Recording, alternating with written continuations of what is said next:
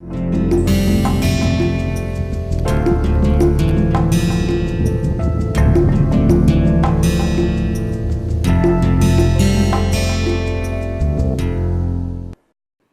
back to the lecture series in animal physiology. So we are into the week 8. So we have finished 3 lectures, and if you recollect, in the last lecture we talked about the neuromuscular junction, the last segment of the stretch reflex arc. Or I mean, as independent also, there are so many neuromuscular junctions all over our body where the neurons are controlling the movement of the muscle, and there we kind of marry that part of the muscle where I taught you about how the sliding filament happens between actin and myosin filament, which is negotiated or executed by the calcium ions. And in the last lecture I told you from where these calcium ions are coming because of the sensitiveness of the calcium ions via the ryanodine and dihydropyridine receptors. So today what we will be doing is that we will start talking about the special senses. So in the nervous system, this is the kind of the last tail piece of 3-4 more classes where we will be dealing with special senses and sympathetic and parasympathetic system. Post that we will move on to the cardiac system and then followed by the digestive system, like so on and so forth. Okay. So talking about the special senses. So just before I proceed further, this is our week 8 lecture 4.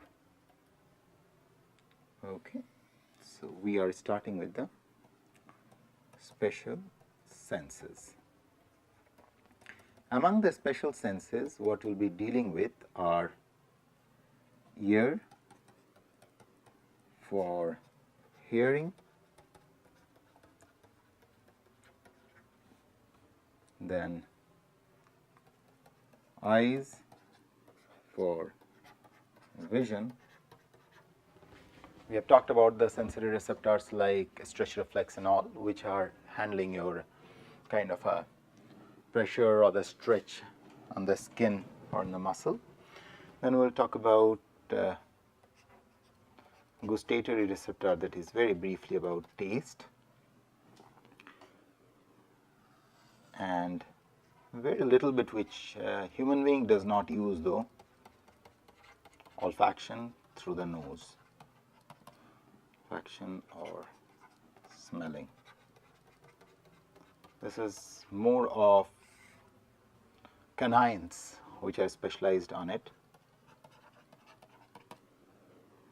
So these are more or less the 4 special senses we will be dealing with. So talking about the modalities in terms of the hearing, this is pressure wave,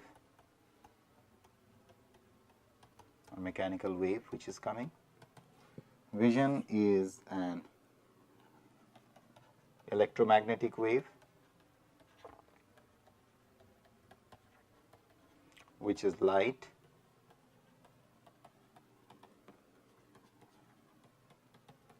Pressure wave is sound. This is taste molecules. So they have a specific sites, and these are volatile molecules. These volatiles comes and bind to the odorant receptors which are present in the nose. Before going into the detailed anatomy and the physiology of this, let's talk about some of the very basic fundamentals. So the way it works is you have a sensor. In terms of all of them, which are the sensors? So you have the eyes, you have ear, you have tongue, and you have the nose. Okay. So these are the different sensors. These sensor apparatus has very specific sensing elements which upon interaction with the particular wave or particular molecule which have been listed out here generates a ionic current which activates the sensory neurons which are supposed to carry the signal. So, this sensory input goes all the way through the spinal cord, all the way to the part of the brain where these informations are coded. So, in the case of ear, it is auditory cortex in the brain, auditory cortex in brain. In the case of vision, it is visual cortex in the brain. In the case of taste, it is gustatory cortex in the brain, and for olfaction it is olfactory lobes which are present in the brain. These areas, they are having the motor neurons which are sitting there. They process these different stimulus which are traveling from your eyes, ear, nose, tongue, skin, wherever, all this. And not only that, even from inside your body, as we'll talk about the gut physiology, we'll talk about places where there are acid sensing channels. If there is an increase in the acidity or something, those channels senses it. You have the pain sensing receptors, you have the baroreceptors. There are a series of such receptors which are there. But the architecture is similar. There is no difference in the architectural fashion. It's only the modular element changes. Okay? So, as long as you keep this brain map intact, you will never do a mistake. So, the sensory neurons carry the signal all the way to the brain, that respective area, right, what I just enumerated for you people, the auditory cortex for hearing, visual cortex for vision, gustatory cortex for the taste, olfactory lobe. There you are having these motor neurons which are sitting, they process the signal out here and then they decode it and let you know what is happening. So, it is pretty much the same thing as we talked about the reflex. Of course, the only difference is that between the reflex where the processing is exclusively taking place at the spinal cord level, here the processing is taking place all over into the brain. So, now let us talk about the anatomy of this hearing, ear.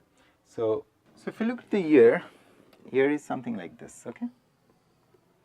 This is the external ear, and I recommend you please go through any textbook, you will see this picture much better than I can draw here. So, this is outer ear,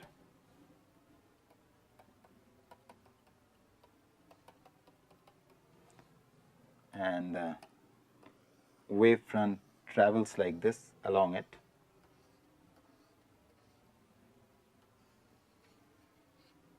Okay. Now, you have the middle ear, so the membrane out here, and you have the middle ear where you are having three different bones.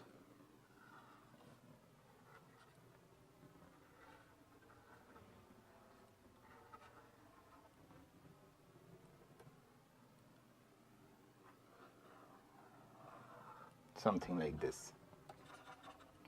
Malleus, incus, stapes.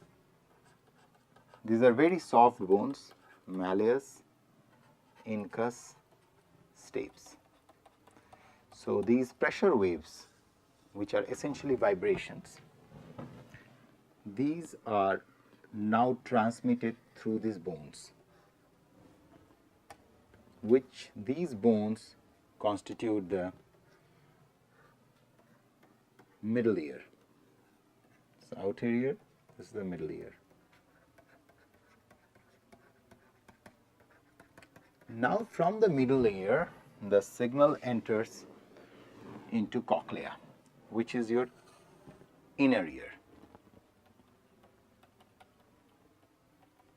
And the structure of the cochlea is something like this.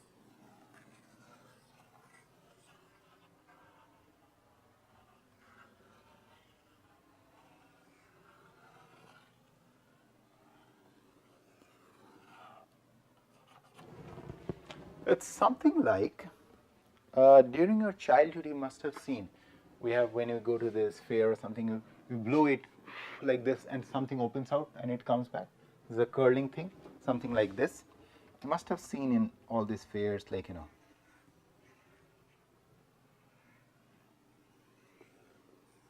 You've seen this. So you blow air. Once you blow air, this stuff kind of, you know, becomes straightened like this, and then as soon as you remove the air, it again curls back to its original position. So exactly a very similar kind of, this kind of structure which is present in the cochlea. So our concern is the cochlea. Now if you look at the cochlea, the structure is very interesting.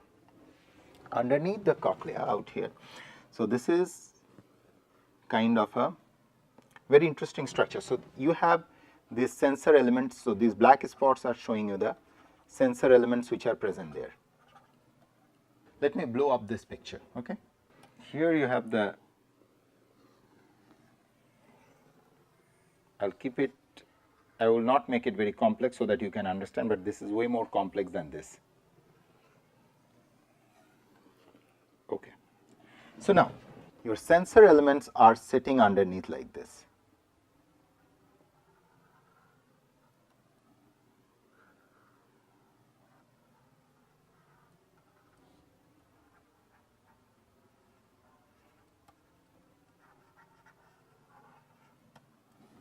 So the sound wave which is coming, the pressure wave, contraction and rarefaction,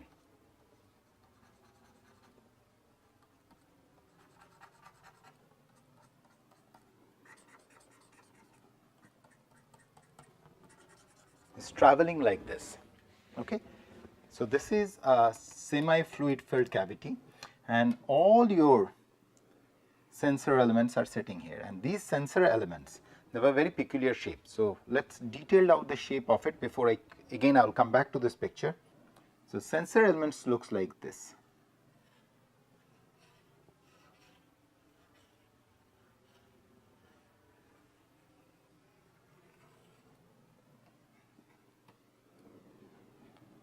Okay, and you see this hair-like structure. So these are called, so this sensor structure is called hair cells. These hair cells have this long processes. This is called stereocilia, and these other smaller processes are called kinocilia. Okay. Now underneath it, I'll come into the detail, don't worry. Okay. Underneath out here, you have something like this.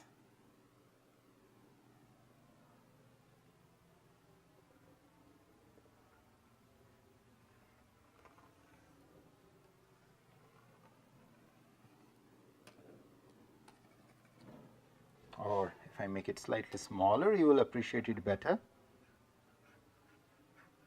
Just drawing it at a smaller scale.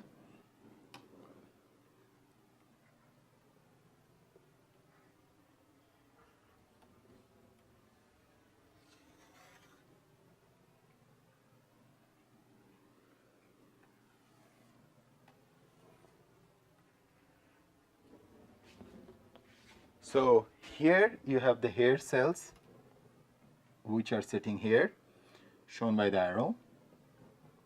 Here you have the auditory nerves.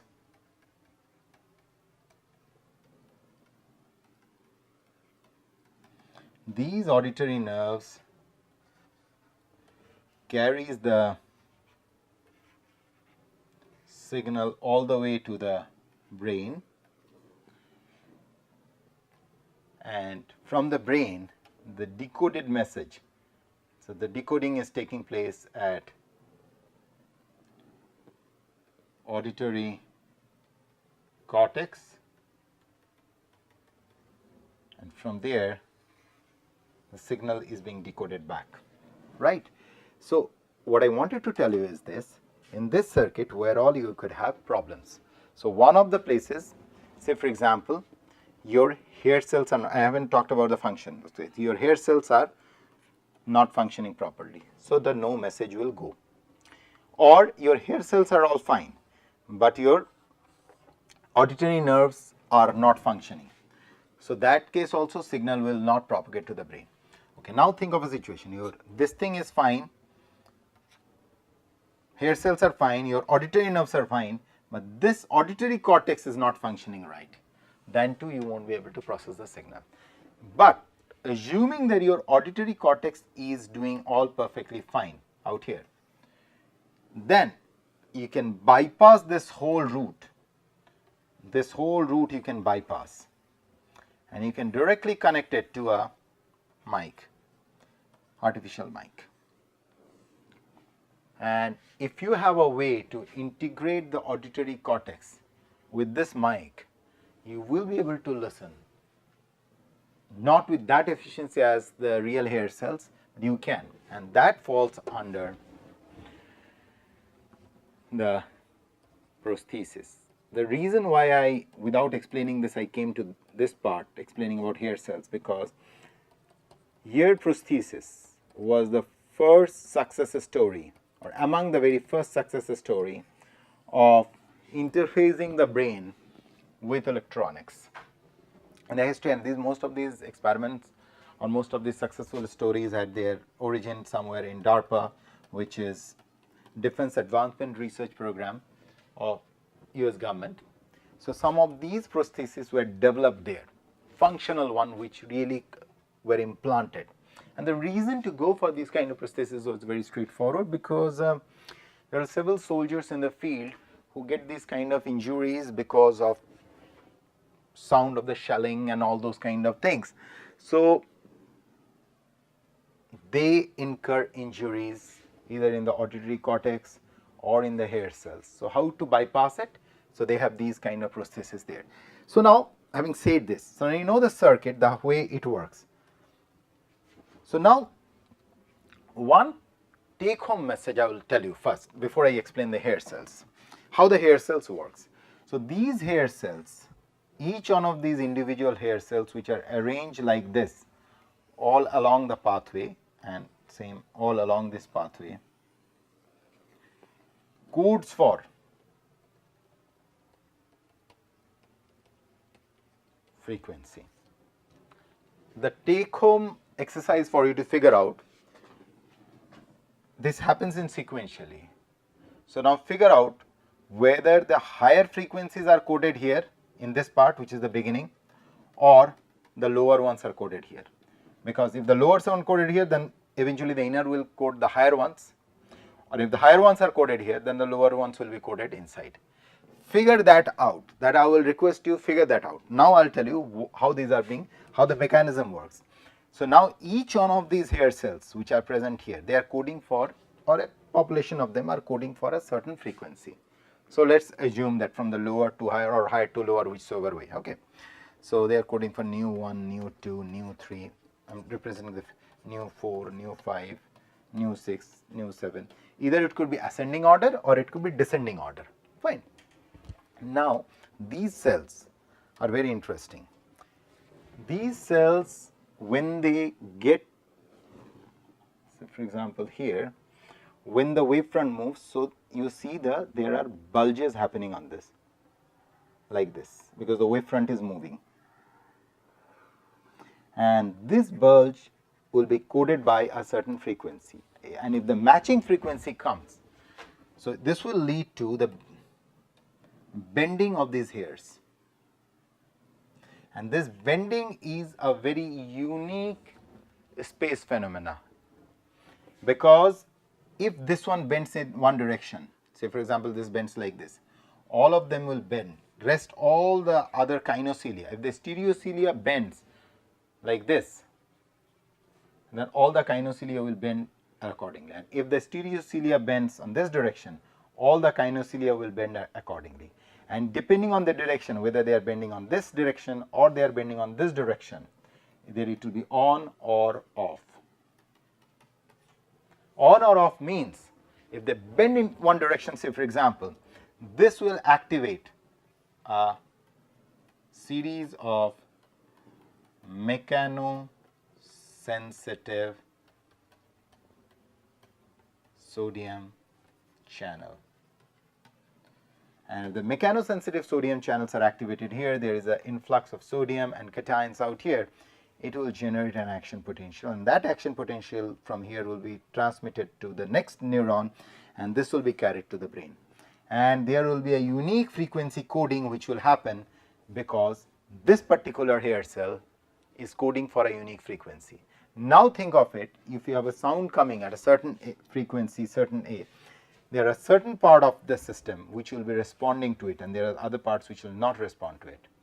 Or if you have a mixture, then it will distribute that which part is going to respond to which part. So this is how your hearing happens. So these are, so the take home message is very straightforward. Your sensor elements are hair cells.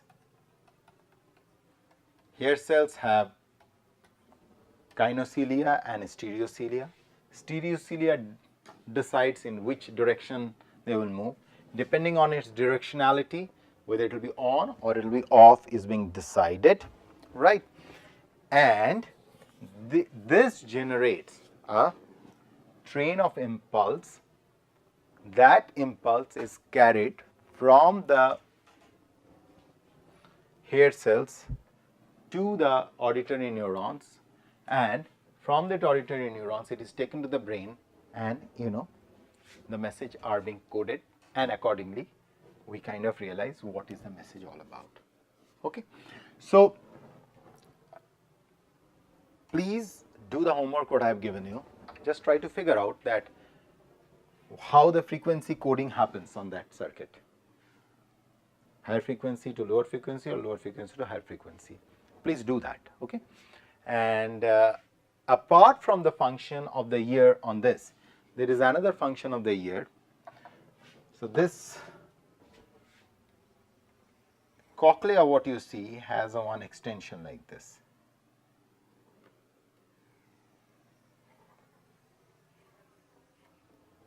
This extension part, what you see, does not involve in hearing. This part is involved in balancing. Something like, you must have seen there are people who experiences a vomiting feeling while going up the mountains, or kind of continuously looking up like this, you feel those feeling, you about to vomit and all. Such thing happens because here you have some kind of fluidic motions which are happening, and these are transmitted to the brain. So there is a balance area which is involved, and the crystals which are involved in it is called otoliths. There is a movement of these otoliths which regulate the mechanosensitive sodium channels to act, and based on that the balancing act happens. So ear is not, so you must have seen there are people who put cotton plugs while climbing mountains. Okay, so overall summary is that the basic circuit architecture remains the same, but it's just how it is clubbed together. Okay, so I'll close in here. Thanks for your patient listening.